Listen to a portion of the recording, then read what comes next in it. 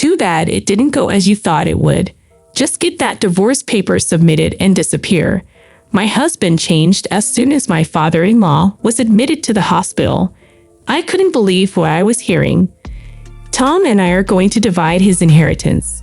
You aren't getting anything.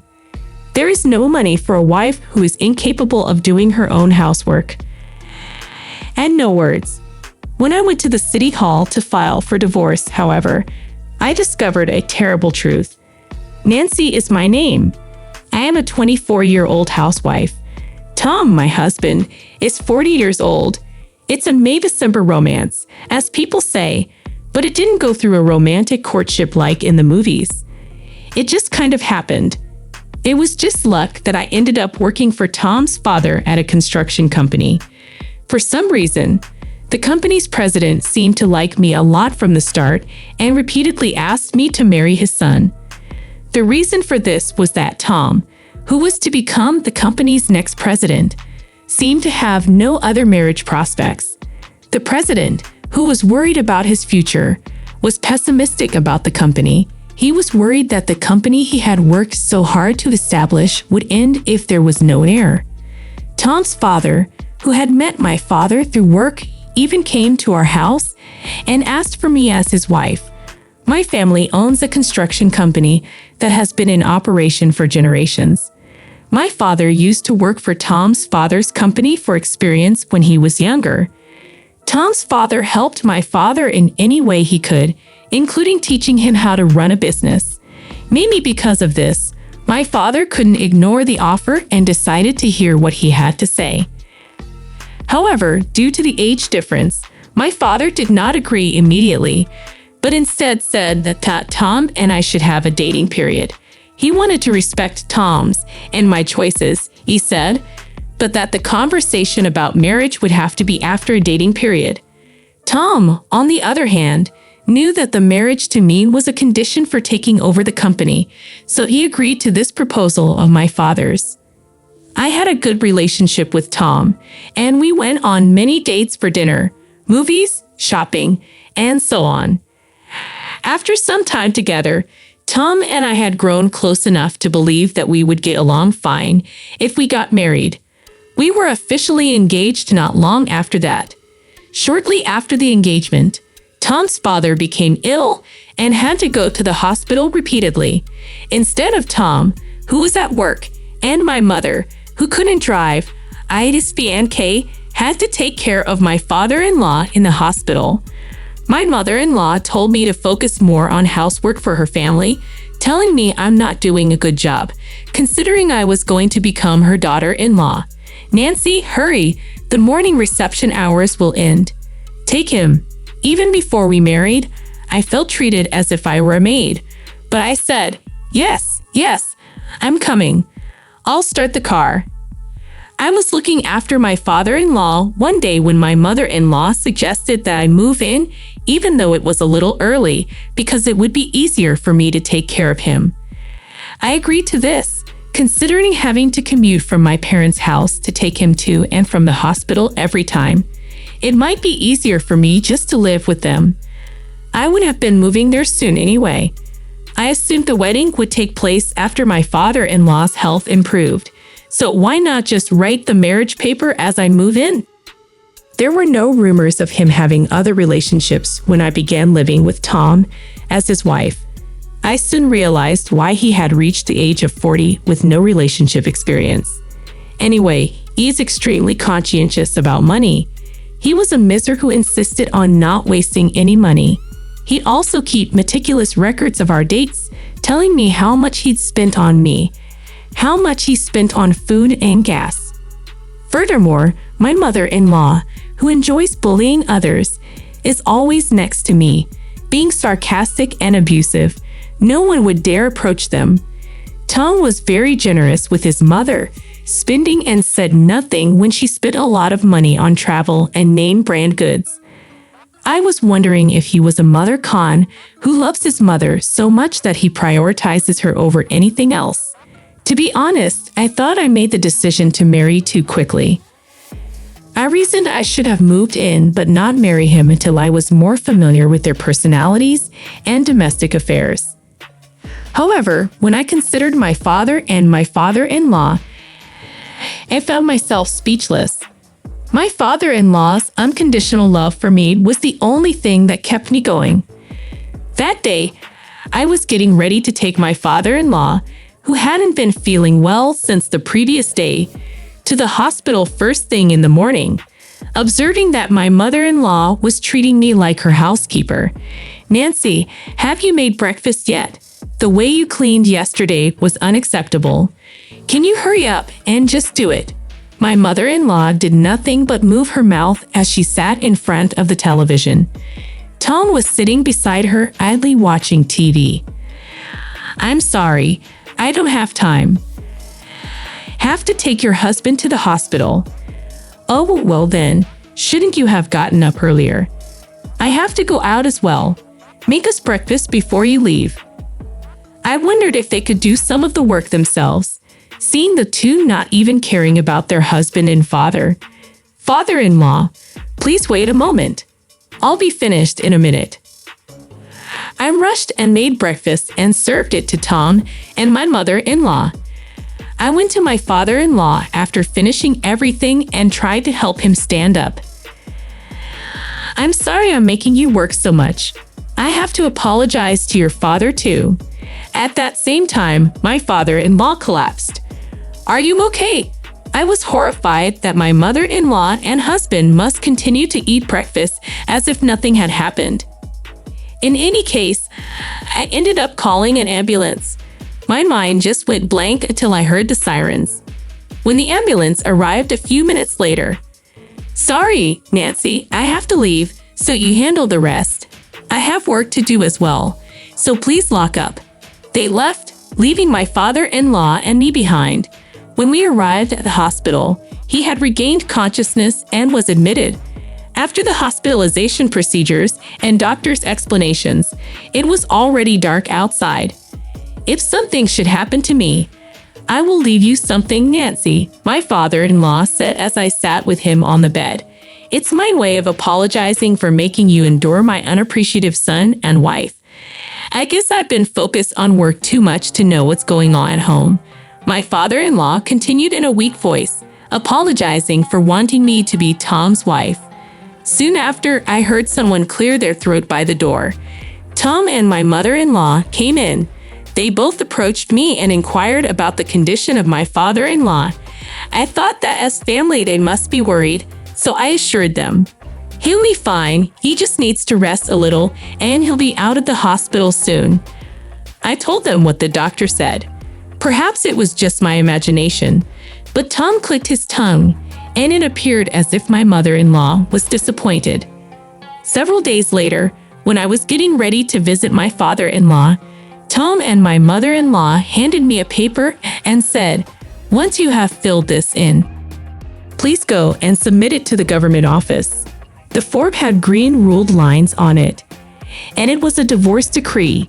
Tom had overheard the conversation in my father-in-law's hospital room and told me, "My father became weak and said he was going to give you part of his inheritance, but we are not going to give you a penny." I couldn't believe what I was hearing. I wasn't expecting him to say so much. "Just go to the government office. Tom and I are going to divide that man's inheritance equally. There is no one to share it with. There is no money for a wife who is incapable of doing her own housework." What I was hearing was disgusting. My father-in-law was about to be released from the hospital in a few days, but they sounded as if they expected him to die, which terrified me. How can you be so cruel? He's your family. He's not going to die. He will come home from the hospital and get better. And don't make fun of me, saying I wanted inheritance. That is not something I intend to do. Of course, this marriage is not something I want. I hurried to the municipal office after filling out the divorce papers. I needed to get rid of these people, to get them out of my life right away.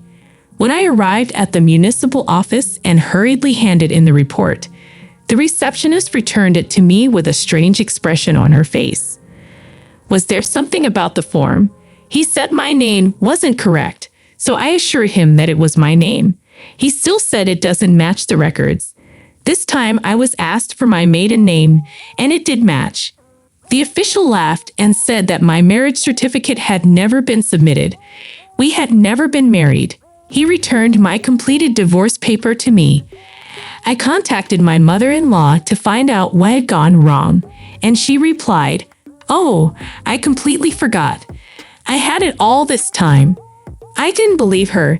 She lacks common sense. She mistreated me because I was her daughter-in-law. What? You did it on purpose. And you've been acting like there was nothing wrong and just using me as your maid. This time I couldn't stay polite. Because it would be difficult to ask you to look after the house if you're a stranger, but a wife would do anything for me, and I could ask her for anything. On the other end of the phone, my mother-in-law was laughing, seemingly without malice. Oh, she doesn't have to worry about her share of the inheritance. I heard Tom's voice and laughing loudly. I was almost unable to contain my rage for them. I was determined to fight back, to not let them get away with this. First, I called my father and requested that he accompany me to the government office. I quickly explained the situation and hung up the phone, and my father came running into the city office, surprised. I asked the person who had just assisted me to explain the situation again in front of my father. I even obtained a certificate of residence to confirm the facts and discovered that not only his name, but also his address remained the same. I was duped into thinking that because I had registered my marriage, my address had not changed while I lived in that house. Nonetheless, I was given the burden of being his wife and was forced to work hard. When it came to the inheritance issue, I was told to leave. I'm not sure how to accept the fact that I was treated this way. Even my normally mild-mannered father was enraged. I hurried with my father to the hospital where my father-in-law was staying. When we arrived at the hospital, my father-in-law noticed my father standing beside me and politely said, "You didn't have to come all the way here to see me." But as he listened to my father about this whole thing, his face became increasingly agitated. We sat in his hospital room and discussed what kind of sanctions we would impose on the two. Neither Tom nor my mother-in-law had visited him since the day he was hospitalized. Tom's father made a proposal to my father, knowing that he couldn't expect Tom to marry properly and become the family heir. Tom's father wished to entrust my father to succeed his business. Fortunately, Tom's father's business was profitable, so there would be no loss if it merged with or into my father's business. Tom's father believed it was acceptable as long as the company that he has safeguarded can continue to exist in whatever form it takes. Customers and employees would almost certainly leave if Tom took over the company given his personality and character. If that happened, there would be no way for the company to survive. This is not a difficult choice I made, but a decision for the future. It's the best way to prevent our relatives from acquiring the company. And then Tom's father burst out laughing and announced his divorce.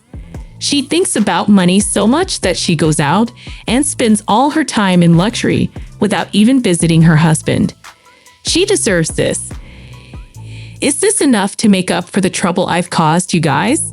He asked, turning to face me and my father. My father and I exchanged glances and raised the corners of our mouths as if there could be no greater punishment. The lawyers and accounting firm my father had hired got to work the next day.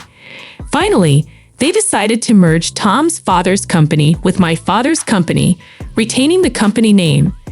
Tom, the company's vice president, was fired, and an executive candidate from my father's company was transferred to fill his position as vice president. Official decisions would be made when Tom's father gets back to work. This will come as a surprise to Tom and his mother. Thus began the countdown to making them fall into hell. My father-in-law recovered completely and was discharged from the hospital 2 weeks later. My father and I went to the hospital to complete the discharge procedures and then picked him up and drove him home. When we got to his home, my mother-in-law was gone, and Tom was working as usual. I could only describe them as cruel people. They had no idea that the next day they would be regretting their heartlessness. The following morning, I went back to my original work. There was a new vice president. Tom's father opened a morning meeting in a large conference room, discussed the company's future, and informed them that the company would be absorbed into my father's and that the vice president would be replaced. Then Tom came clutching a letter of termination, and my mother-in-law clutching a divorce decree. Hey, Dad, what in the world is this? What in the world are you thinking? I didn't hear about this. I didn't hear about anything either. How could this be happening so suddenly? What in the world are you thinking? The entire conference room was stunned to see the two of them ranting in front of so many employees. That's exactly the kind of lunacy I was hoping for. It's you, they exclaimed as soon as they found me. You did something, didn't you? Aren't you the one who set this up just because you wouldn't get your inheritance? I didn't do anything. You guys started all this. That's enough. You're bothering me in the morning meeting. Calm down, Tom's father said, gesturing for them to leave the room. Get outside, he commanded. It was Tom's father saying this with a cold stare. Tom and his mother-in-law were kicked out of the conference room by nearby employees. Tom's father apologized to the entire conference room, finishing his story and bringing the morning meeting to a close. Tom and my mother-in-law, who had regained their composure by then, repeatedly asked for forgiveness of me and Tom's father. Of course, I had no intention of accepting their offer, so I ignored them. They appeared to be hanging around the company for a while, but they have recently stopped showing up. The security guards have given them strict warnings, and they can't get in. They were also both asked to leave their home. According to Tom's father, they are currently living together in a dirty apartment near their former home. As for me, I am living a peaceful life as an office worker.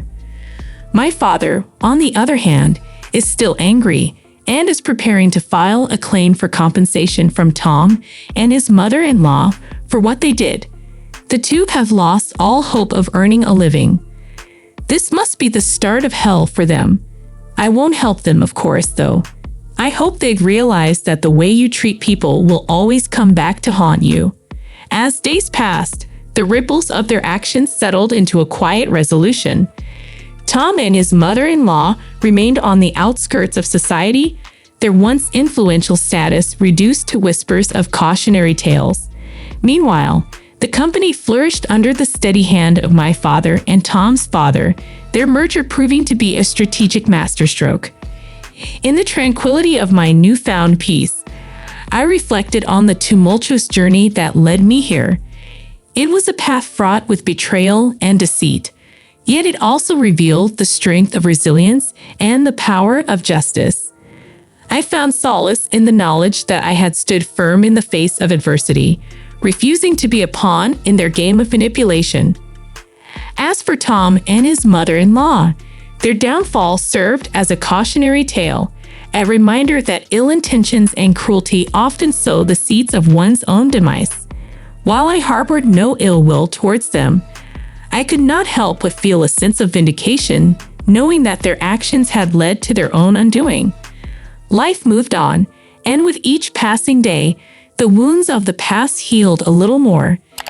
I embraced the future with open arms, grateful for the lessons learned and the strength gained from overcoming adversity.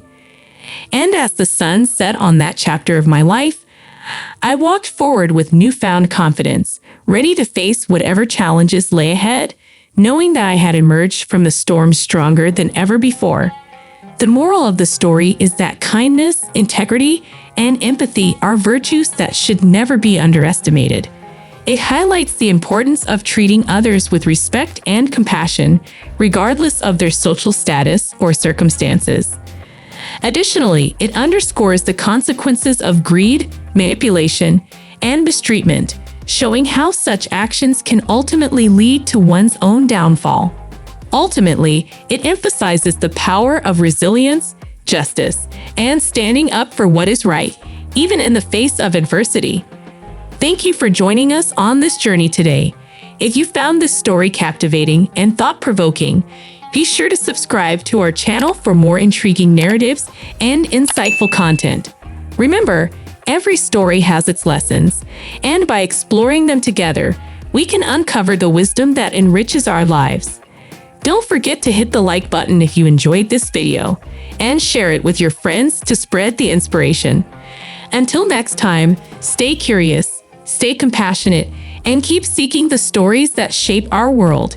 See you in the next video.